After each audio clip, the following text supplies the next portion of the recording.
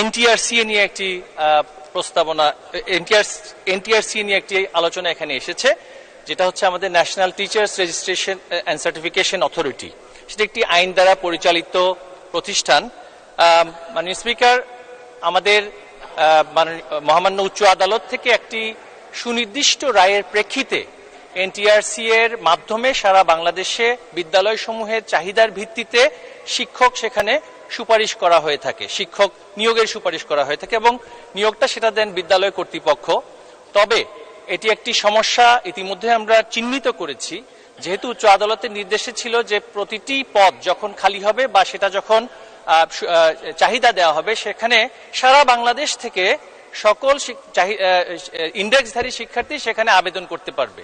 যার ফলে যেটা হচ্ছে যে মাননীয় সদস্য যে কথাটি বলেছেন যে রংপুরের যিনি শিক্ষক তিনি বান্দরবনে গিয়েও সেটা আবেদন করতে পারছেন এবং চাকরি পাওয়ার পরে দেখা যাচ্ছে অনেকেই সেখানে যোগদান করছেন না। তারপরও আমরা এই বিগত 6 মাসে প্রায় 99,000 শিক্ষককে এনটিআরসি এর মাধ্যমে আমাদের বিদ্যালয়গুলোতে যে এমপিও পদে শূন্য পদগুলো ছিল সেখানে কিন্তু আমরা নিয়োগ দিতে পেরেছি এই 6 মাসের মধ্যেই।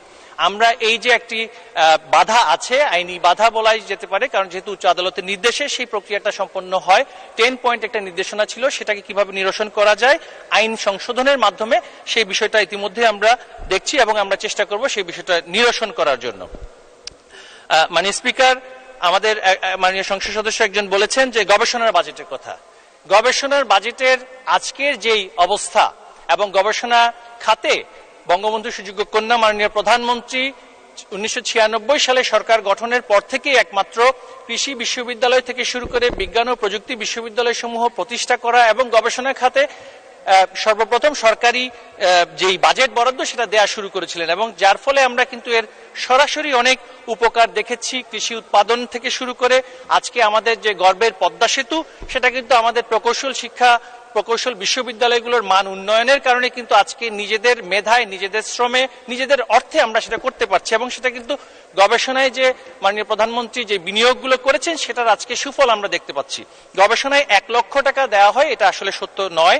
আমাদের নানান খাত থেকে গবেষণায় বরাদ্দ দেওয়া হয় এবং আমরা অনেক সময় দেখি যে আসলে গবেষণায় বরাদ্দকৃত অর্থ অনেক সময় যথাযথভাবে খরচের ক্ষেত্রে সেই অর্থটা রয়ে যায়।